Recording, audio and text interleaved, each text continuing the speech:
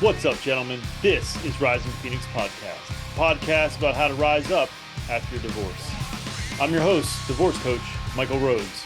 Let's get into it.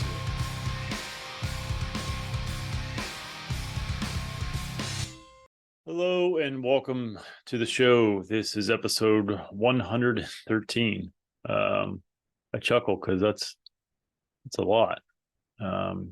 This is going to be a solo one, which I'm not always fond of, especially when I'm sort of talking about where I'm at in life and kind of what I'm going through. I believe in transparency and honesty. I sort of set the tone with that in episode 1, but lately things have been tough. And so I'd rather come at you from a place of like, life is great and everything's wonderful. But that would be a fucking lie. And while sort of the divorce is sort of ground zero, I guess, or you know, kind of the main source of some of the shit that I'm dealing with, it's not the totality, and it's just life, man. Life's fucking hard. Divorce is really hard, and it doesn't make it any easier, but life is hard. And you know, I've had some struggles lately, some very significant struggles. I had probably the worst day I've had in a very long time, a few weeks ago, but I'm still here. So that's at least an indication that I survived it. And I think perhaps there's a lesson and some motivation in that, but I want to come to you and be like, I'm past everything and I've learned all the lessons, and I am now the master, and just listen to everything that I say, because I know what the fuck I'm doing. But the truth is I think I said this too in episode 1, is I'm learning. I think I said it under the context of podcasting, but I think that speaks true to life. I'm learning, I'm growing, I'm trying, but man, sometimes it's really fucking hard. And it's not necessarily about divorce stuff. You know, like I said, divorce is certainly the common theme, or the influencer, or the creator perhaps of the situation, but there's so many other things, and so many ripple effects. And certainly the biggest stressor in my life right now is my job. And I don't, you know, there's not much to say there. Those of you that know me well and closely know that it's been a very difficult job for me, and a struggle, and it's rippled out throughout my life. But there are other things that are stressors, certainly, and the divorce is one of them. And unfortunately, things have kicked up back on that front in a way. And I'll explain this, and I'll explain sort of my worst day was a couple of weeks ago, and I'll sort of touch on it, and what I did, and how I handled it. I will say that I am a resilient motherfucker. That is for sure. And so, by the way, I'm not special in that regard. So are all of you. If you're listening, you've been through the same shit I have.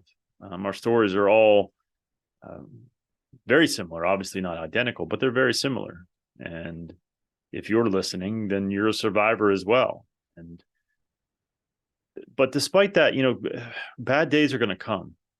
They just are. And so try to remember that when those bad days do come, that you've survived them before, and you'll survive them again. I'm sure of it. We will, together.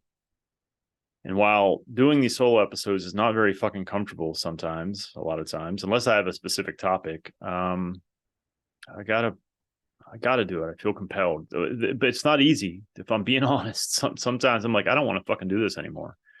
I want to interview people, but I'm tired of trying to set up interviews. And truthfully, I haven't been doing much of it lately. Not enough. Nearly. I emailed somebody the other day, and they're like, well, how many listeners do you have? Nah, fuck you. That bothered me. I don't know why. And truth be told, I don't know. I think 5,000 to 6,000 over, you know, from the beginning. That's not followers, but that's listeners, because not everybody that listens follows for whatever weird reason, which I actually kind of get, because I watch stuff on YouTube, and I don't always subscribe or follow those people. So I sort of get it, but I'm sort of getting off track. But Um, so yeah, I didn't even reply to that. I think it was a dude, if I remember correctly. So anyway, so let me talk about what's going on. So part of the divorce settlement was I was to transfer money from my 401k to her, so she could put it in her 401, or she was going to open an account and put it in an IRA and put it in with whoever she chose or whatever. So that was part of the divorce decree. Now, I chose the funds that were to be used. And I'm going to do an episode on this with the financial advisor that I had on before, Amy, because I kind of fucked up, to be quite honest with you. You know, once we settled on a number, we settled on a number to transfer from me to her. I kind of felt like I didn't have a lawyer. Her and I sort of negotiated that back and forth, and I didn't have a lawyer. I did have a lawyer look over it, but I told him not to worry about that section because we picked a number and it was good. Well, there was some language in there that kind of it's not fucking me necessarily, but it could. And so anyway, so let me try and explain this as best I can. So her lawyer was responsible for filling out the Quadro or QDRO, however the fuck you want to say it, the Qualified Domestic Relations Order, which essentially tells Fidelity that they need to transfer money from my Fidelity account, whichever ones, to her in whatever account she has set up. Well, the first time they submitted it, it was rejected by Fidelity because there wasn't proper information. It didn't have addresses, I think, and it didn't have a specific date as to evaluation. So evaluation of the fund or funds. Initially, it was funds. So let me back up a little bit. During this process, I identified two funds that I wanted to use for this transfer. And just to be fucking clear, it was $61,000. And I don't want to go down too big of a rabbit hole here, but sometimes it chaps my ass when I think about this because for a long time, I would always needle her, hey, start your own 401k. Did you sign up for your 401k? And it was always some fucking excuse. Well, now that is fucking me because I was putting money away and she really wasn't. And so now I have to give her $61,000 fucking dollars. So anyway, I digress. Let's not crawl down that rabbit hole. It is what it is. That's the way it played out. Them's the rules, Jack. So I'm following them. So anyway, so I said, okay, well, I have this fund and this fund. Let's use these two. And I told them that when they sent me the draft of the divorce, the settlement, the marital settlement agreement, I said, change it to these two funds. I indicated these two funds. And the amount was good. But there was language in there that basically said any losses or gains in that time period. But of course, that means it's only the gains, really, I think. I don't know. It's I fucked up. Long story short, we should have had, and let this be a lesson to y'all, get a fucking lawyer, keep a fucking lawyer. I know it's expensive, but it's cost me more because I had to get another lawyer. So anyway, so the first Quadro got rejected. And so then this one, when that happened, her lawyer said, I filled out an old form and I was doing this malicious intent to withhold money or some bullshit, which it wasn't true. I signed what he sent me. He just didn't fill out the fucking form correctly. And I said, by the way, before they submitted the first form, they confirmed, like, are these two accounts okay? And I said, no, actually, it's just this one now. Because I had to pull out, I also had to give her $13,000 in cash, which is basically the equity in the house minus the debt and all that kind of stuff. Again, we negotiated this out. I was fairly comfortable with that number. I mean, I didn't love it. I think it's bullshit, but it is what it is. Them's the rules, Jack. So in order to get that $13,000, I don't know about any of you, if you have $13,000 laying around somewhere that's easily accessible or liquid, as the financial folks say, can we be friends? Because I don't have that kind of fucking money. So if you do, maybe you give me some tips on how to have that kind of money. But anyway, so I identified one of the two funds that I was going to use to transfer to her as going to be the source of that $13,000. I was going to pull that money out of there. And yes, I know, before you fucking scream and yell at me that, oh, you're going to pay taxes and penalties. No shit. Again, not rich, don't have $13,000 hanging around. So I did what I had to do. I accounted for the taxes and the penalties and withdrew the proper amount. or at least I hope I did. I'll find out tax time. But unfortunately, I wasn't. So because one of those two, well, both of those funds actually were workplace plans, I couldn't pull chunks out. I had to liquidate the whole thing and put that in an IRA and then take out the monies that I was going to use to give to her. So that fucked me in a way, because although I don't know how much I want to, how complicated I want to get this. Maybe I'll save it for the financial advisor. But essentially, that I chose those two funds. One of those funds wasn't even around during separation. So remember, we took about 3.5 years to finalize everything in our divorce. So that was a job that I got after separation. I didn't know that the dates were relevant. I was just looking at amount of money and funds to choose from. But they had statements. So they were, when I said change it to this fund and this fund, they said, okay, send us the statements, which I was like, sure, here you go. So they were aware, or at least they should have been. If they would have done any kind of digging, they would have been aware that if you'd use the date of valuation of, which was the date of separation, is what they picked.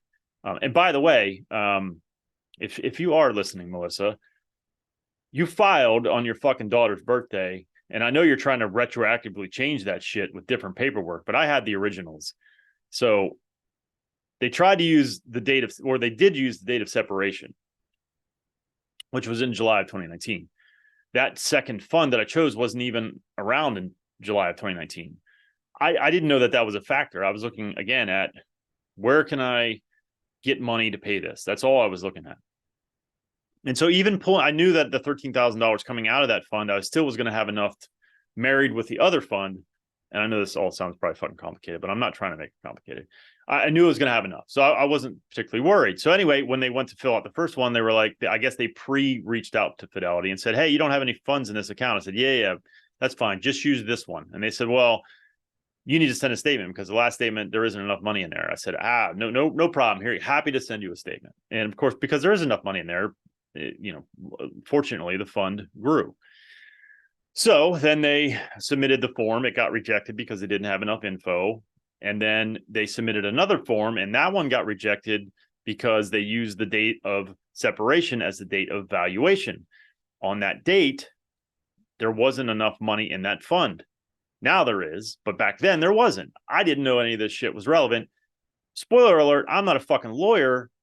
And the fact that he can't fill this fucking, or his people, I'm assuming, can't fill out this form became my fault. So long story short, I got sued, had to hire a lawyer, got a lawyer, and we're amidst some negotiations on how to solve this. You would think the answer is just fill out the form in a way that would allow the money to come out.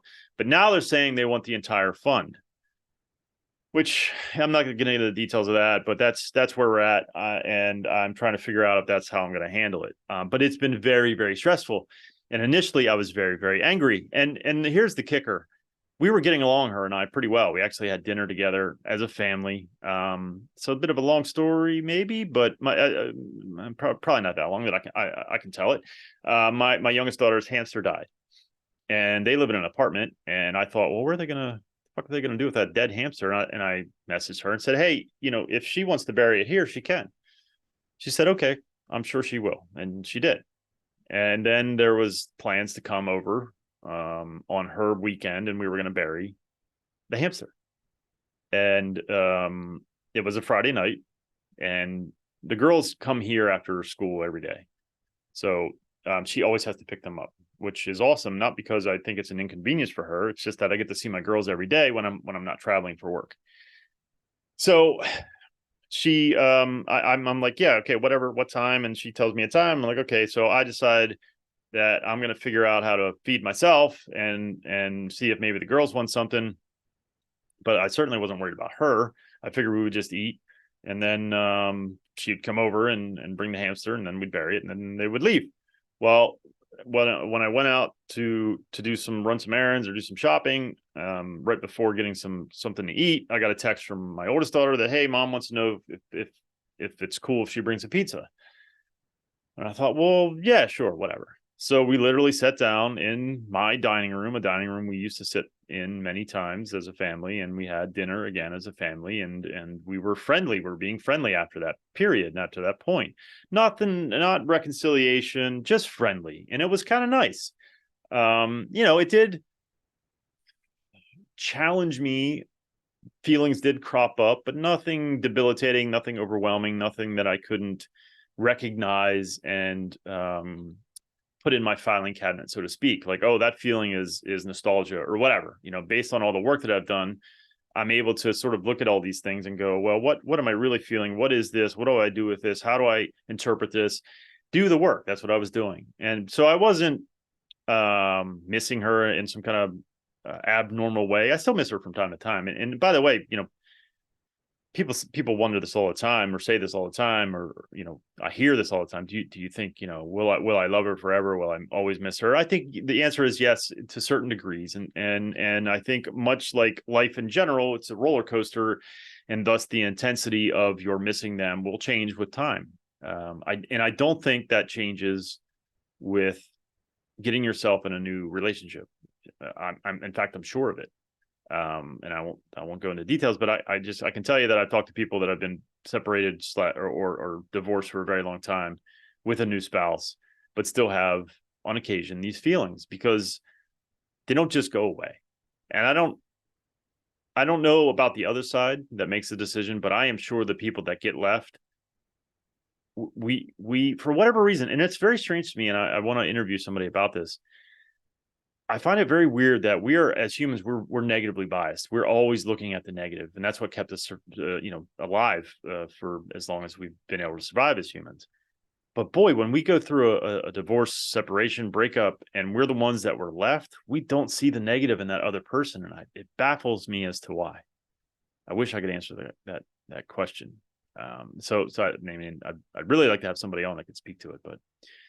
Anyway, so we were doing well. We were friendly, and then this came about, and I thought, why don't you just fire this guy, and we'll figure it out. And that's I mean, it's a court order. I have no intention of skirting the court order. We'll figure it out. It's a simple fucking form. It's got to be able to be filled out in such a way that it works. And why he can fill it out now correctly, as long as he's taking all the money. I mean, it's hard not to see it's hard for me not to be cynical and be like, these motherfucking lawyers. But it's also hard for me not to understand how she trusts this lawyer, this scumbag, who he doesn't know her from Adam. The second she can't pay her fucking bill, he's not gonna help her. And so it does bother me, and it annoys me. But ultimately, what do we say all the time? And this is something that sometimes I wonder if I'm going to run out of shit to say. But this is one that I say all the time, we can only control ourselves. So I can't control what she's thinking, what she's doing, why she's doing. I don't know what her deal is. I don't know why she insists on doing it this way. I don't know why. The child support isn't that much. She's not making that much. Maybe her parents are helping her out. Maybe she's got a giant nest egg. I will say that the 13 grand that I gave to her, she gave me a hard time about the timeliness of it, because she said she had to pay her lawyer. So, take that with a grain of salt in terms of like, is that true? I don't know, but I don't think my point is, I don't think she has endless funds. So why go down this road? I know I paid. So I don't know if I said this. So I didn't. So I had to get a lawyer, $195 consultation fee, and then a $1,500 retainer. I don't have any of that just laying around. So, and to my knowledge, she doesn't either. So I'm not sure why we are continuing to go down this path. I sincerely would have found a way to get her that $61,000. I can't be that hard. We just got to change the dates. At least that's my understanding. So that, coupled with my job, and on a particular day a few weeks ago, I was really going through it. And then on top of that, my boss and I had an argument, and he screamed at me, and I hung up on him. And it was the worst day I've had in a long time. But what did I do? How did I handle it? Well, first of all, I felt it. I cried. I felt it's just distraught and sad and frustrated. I felt angry, but I gotta tell you, I really gotta stress this. Our anger generally is not real. It's just covering, because we've been conditioned for so many years of our lives to not express anything but anger, that really, when you take a look at your emotion, and particularly when you take a look at your anger and go, what am I really feeling here? And then you can go, man, I'm just really hurt that she doesn't trust me, or that she trusts this lawyer more than me. I get you don't love me, you don't want to be with me, that's fine. But you don't trust me. You trust a guy who has, his motivation is to get money out of you.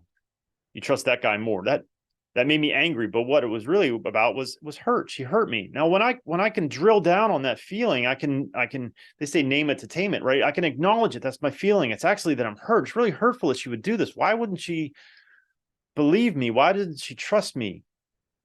Well, it doesn't really matter, because I can't control her, and I can't figure out her, and I can't get inside her brain to figure it out. It's hurtful, period.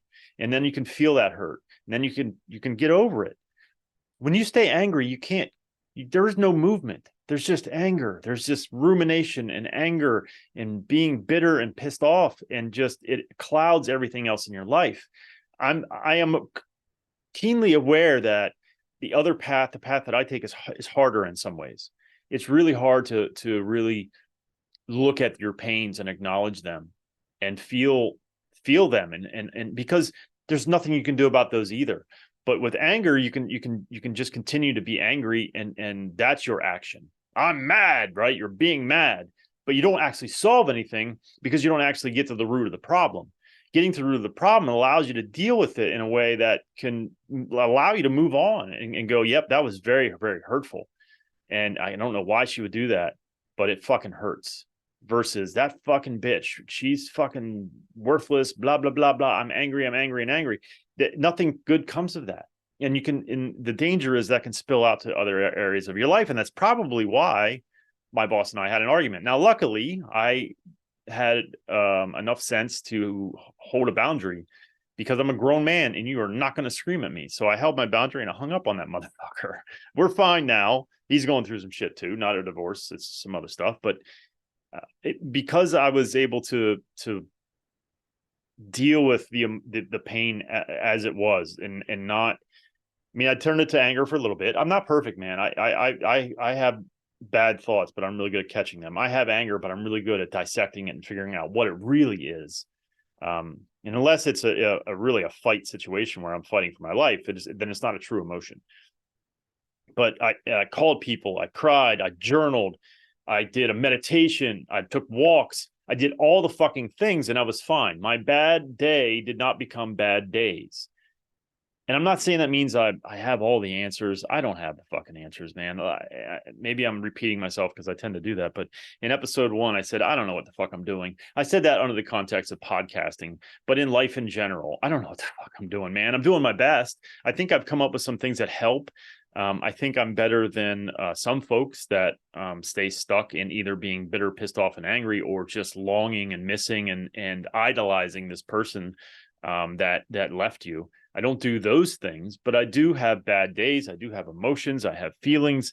I don't have all the fucking answers, but I do have perseverance and the desire to be better, to get better, because I think this is an opportunity.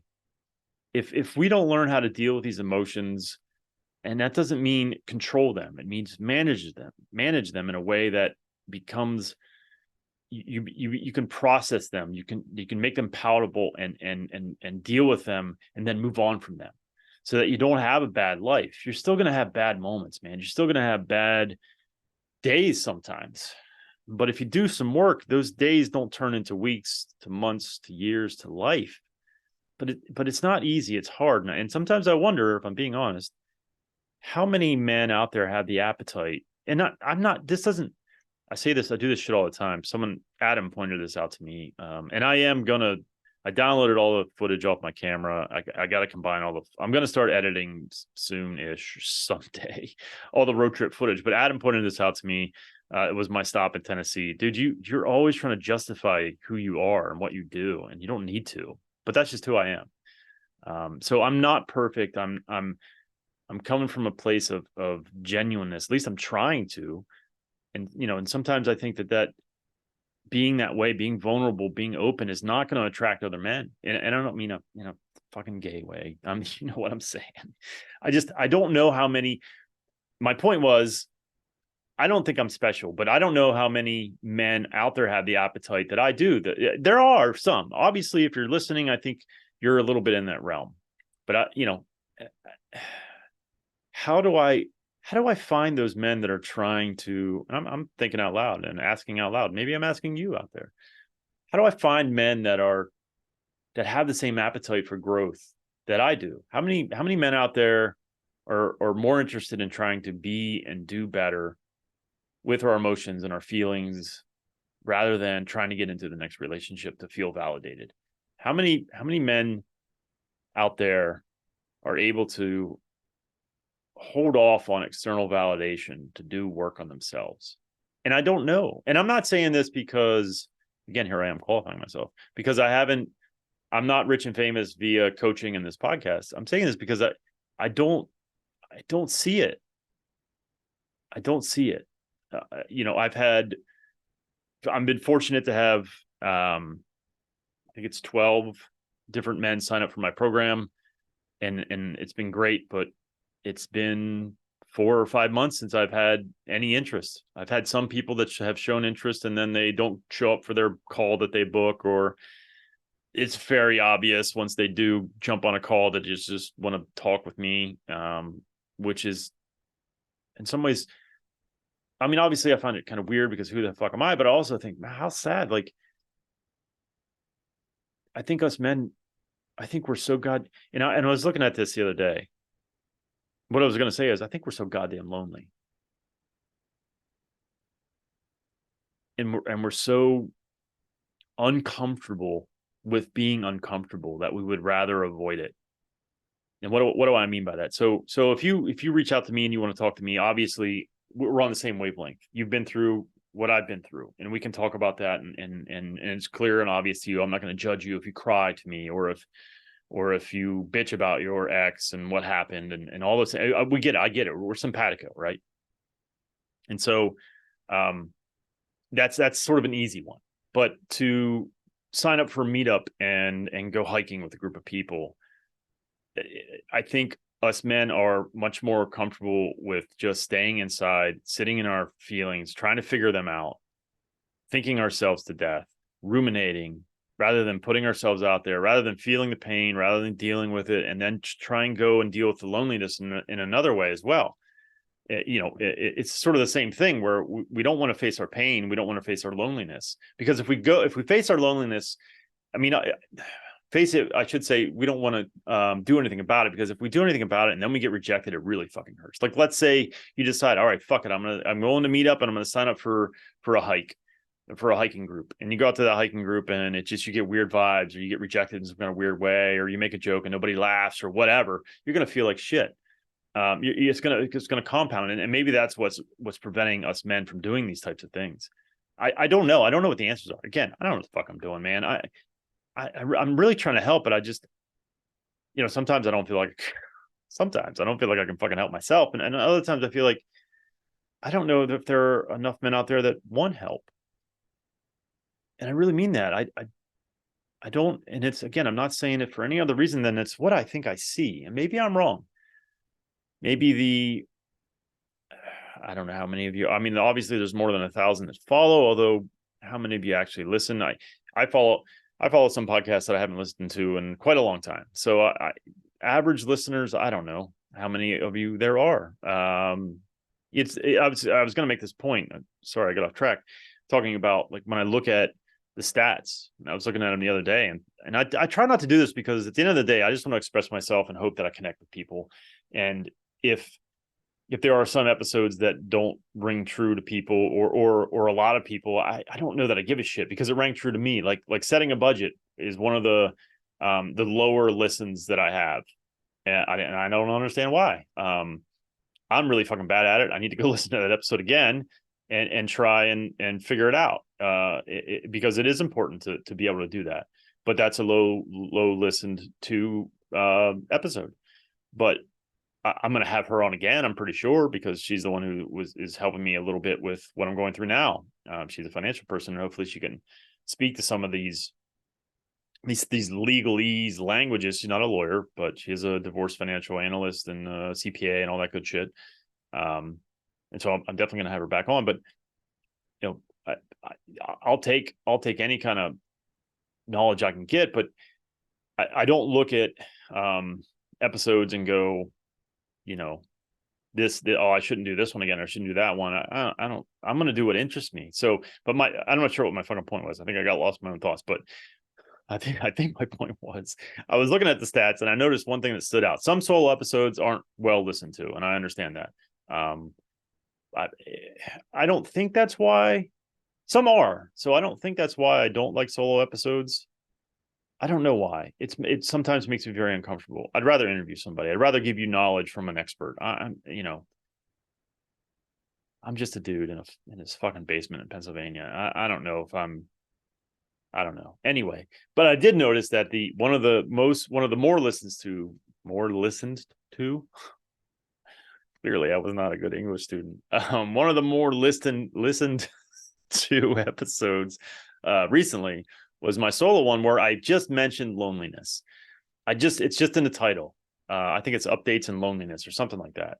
And that one is listened to, and that it says a couple of things. Well, it says one thing to me for sure. It screams something at me, and that is we're really fucking lonely out there.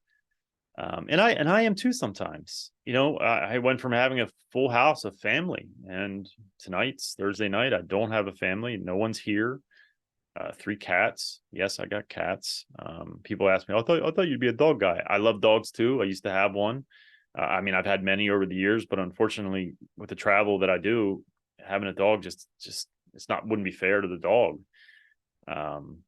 So I have cats, but nobody's here, and you know, I could go to my buddy Mike's, and I might still, after I finish recording this, watching football, or I might just hang out here. I've got so much shit to do with this house, but I can choose to do something about it. If I am lonely, I can do something about it. I can go out to dinner by myself and sit at a bar and talk to the bartender. It's something, it's somebody, it's someone. And maybe someone will sit down next to you and they'll start talking, or, you know, or near you or whatever at the bar. You know, you can go on hikes, you can go to movies, you can join meetup groups, you know. Perhaps the failing of Divorced Men's Network was that the focus was on divorce, and maybe we just don't want to talk about shit. I think we should, but I mean, I think there's a lot of things that should happen in this world, but unfortunately, I'm not in charge, so it's not up to me. But perhaps that was the failing of it, was there wasn't enough focus on, or it was just too much focus on divorce, and people don't want to get together and talk about it. And so don't go do something else. Go find, you do have an opportunity to find out, well, what kind of shit do I like? And I know some stuff costs money. Don't get me wrong. I understand that. But it shouldn't prevent you from trying new things and doing things. There are things you can do that are free. Again, there is meetup groups, there is hiking, there is, you know, bike riding. There's definitely jogging, running clubs. You know, there are definitely things that you can do to get yourself out there. This is what I know for sure. You can't solve the problem of loneliness if you don't take action. And in fact, you can't solve any fucking problem without taking action. And so identify what the problem is, it's loneliness, and then do something about it. And I wish I could wave a magic wand and make it all better, make us comfortable with going out and putting ourselves out there. But, you know, some of these, again, I wonder, am I going to run out of shit to say? But some of these cliches ring true, right? You know, you're not going to gain anything without effort. You know, no pain, no gain type of shit. You know, nothing will be accomplished without actions. Action and effort is what's going to get you out of any situation. And sometimes that action is thinking, but sometimes it's deciding to go to meetup.com and find a local hiking group near you and just fucking go hiking. And I know that, you know, you might see couples there but man, if we don't face these things, we're never going to move forward. If we don't put ourselves in situations that sometimes are going to be painful, then we're going to stay stuck and locked away in a life that we don't like. And we're never going to know what the other side is. We're never going to know. And I'm not talking about going out and finding a new partner. I'm talking about just going out and finding your fucking self, man, because it is an opportunity. Again, I know I repeat, I feel like I repeat myself a lot, but that's the fucking truth. The truth is nothing changes if nothing changes. Again, another cliche or quote rings true. If we put in no effort or no work, nothing will change. Nothing will be accomplished. Everything will stay the same. So I think that's all I got for this. I go back and forth a lot on, I want to do more episodes on my coaching program. I want to do an episode on weeks 2 and 3 because they're very not similar, but they're intertwined, or they build off each other. I'd like to do some other episodes on some other things, and I'm just right now work is crazy, and I got a lot of travel coming up. I have to make the effort to book things and just hope that they work out, and hope that I don't have to cancel on people. There are days, if I'm being honest with you, there are days when I don't want to do this anymore. There are. But there are other days when I feel like my work is not done. I have so much more to cover, so many more people to reach. I don't know how to do that part. And so maybe you could help me. Maybe you could make sure you're leaving reviews, liking, subscribing, following, doing all that shit. I hear that it helps. I know it helps my ego. I assume that it helps people see it. I assume algorithms, however the fuck you say that word, maybe it's 2 different words, I'm not even sure, is affected by, the more people. It's a fucked up system in some ways. Like, the more people that see it, the more people will see it. The Facebook group is kind of like that. We get a lot of men joining our Facebook group because there's a lot of men in the Facebook group. Obviously, if you had a choice between a group with 7,000 men or 7, which fucking one are you choosing? Maybe you'll choose both, but you're probably going to go with the one that has more. And so I sort of get it. It's human nature. And so maybe these actions, if you can take them, will help. I don't know. I have no fucking idea.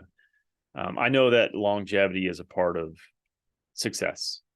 And I know that lately I haven't been pumping these things out, and that's probably also hurting me because my numbers are definitely way down, but I have to take care of myself. And sometimes I'll wrap up with this. I'll say this, that week that I took a social media break, the only thing I did was I interviewed Elise. That was during my break. I interviewed her on a Friday afternoon, and I started my break, I think, on a Wednesday, and I took a complete break. For 7 days or thereabouts. For 7 days. For the first day or two, I uninstalled Facebook Messenger, anything social media except for TikTok. And then I found myself going down TikTok rabbit holes, and I was like, fuck this. And I got rid of TikTok as well. I uninstalled everything. And for 7 days, maybe, minus the TikTok stuff, but for 7 days, I didn't fuck with any of this stuff, with any of the podcast, any of the Facebook support groups, nothing. And I still had a really bad, I think it was a Monday, and I had a really, really bad day. Not as bad as the one I mentioned earlier, but I had a bad day, and it was good because it made me realize it wasn't this stuff. I felt like for a while, I'd felt like, well, maybe if I just get rid of this stuff. And so I did that, right? I got rid of this stuff for a week. I know a week isn't very long, but I didn't look at Facebook. I didn't worry about anything. I didn't answer messages. And I still had a rough day. And it made me realize that it's not this stuff. And so there is more positive that comes from this than negative. I just have to figure out, I think, either one, I need a new fucking job, which I might. I don't know. I really need to. I don't know. Yeah, I'm struggling with, do I need to learn how to better handle the stresses of the job, or do I need a new job? I will say this is the most stress I've ever had with a job. I had a moment in time at 2 jobs ago. The job that when she left me, I was at.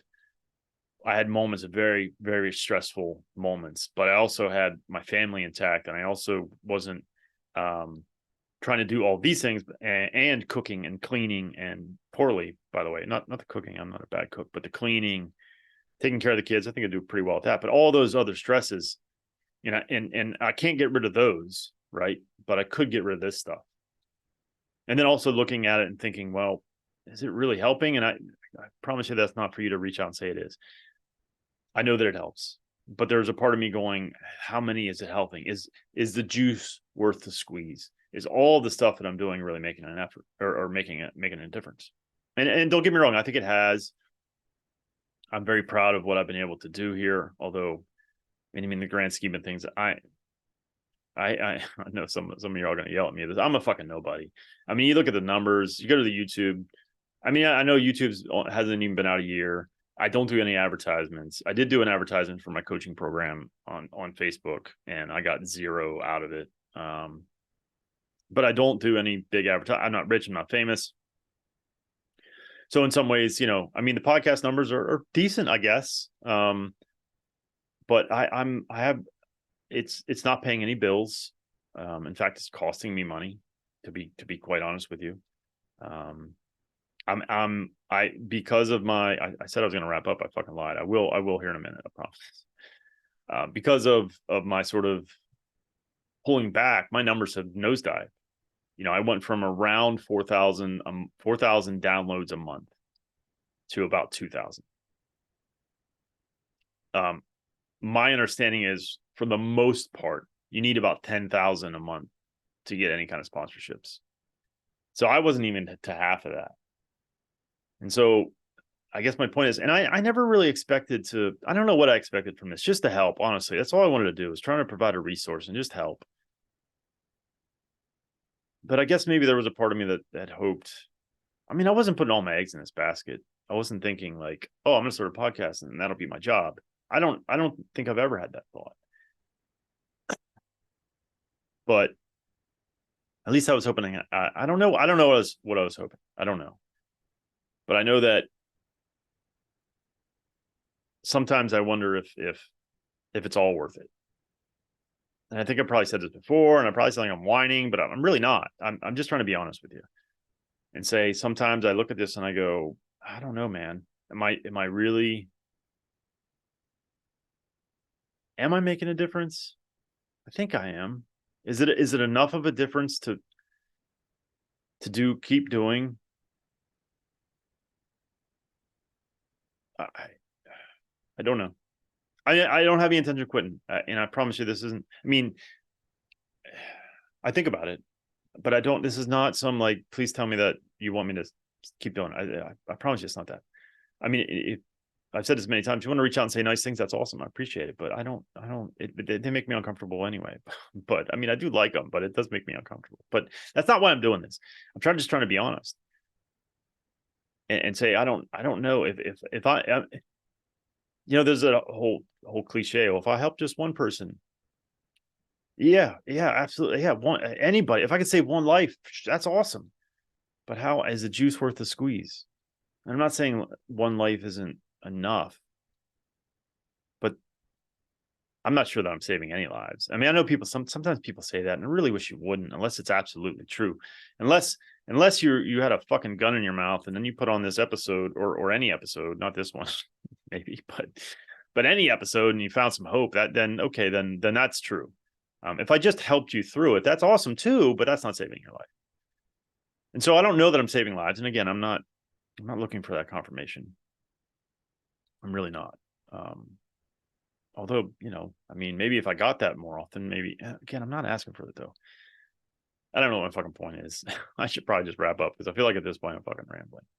I do want to thank you, all of you that do listen, because it's clear to me there are people listening. Even as soon as I release an episode, it's usually 100 people in within 24 hours have listened.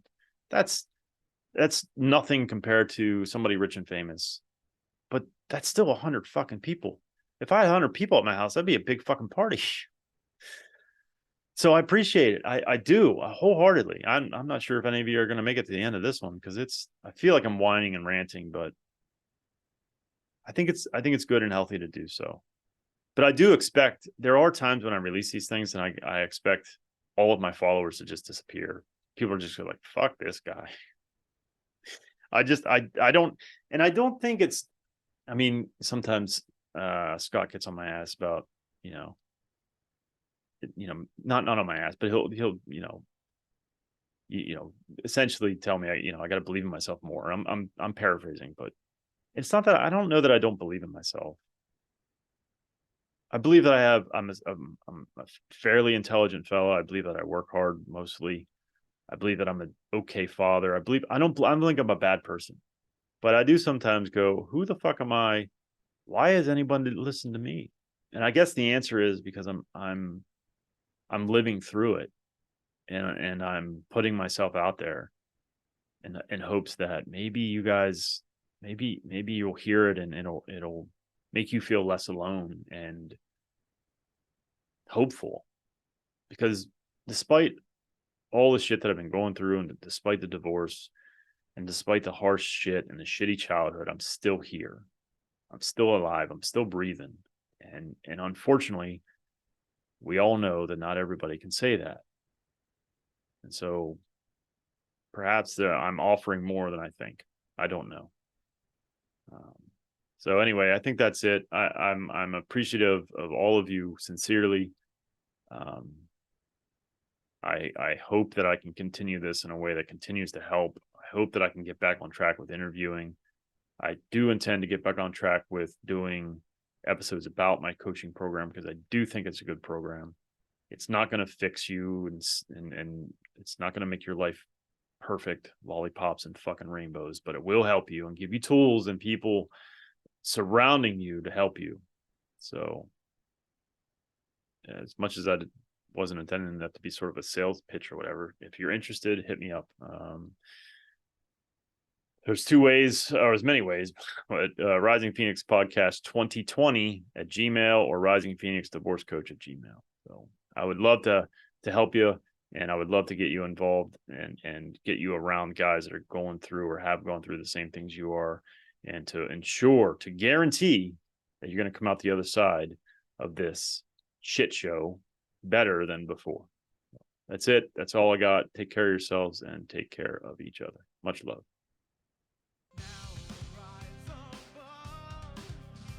Thank you so much for watching and or listening. Since my separation in July of 2019, I have done an incredible amount of work on myself. I've had many different therapists, life coaches, and went through different programs. I've taken all that I've learned and put it into my own program called Forged by Fire. If you are interested in having me help you navigate your divorce, please hit my website, risingphoenixdivorcecoach.com. I look forward to working with you.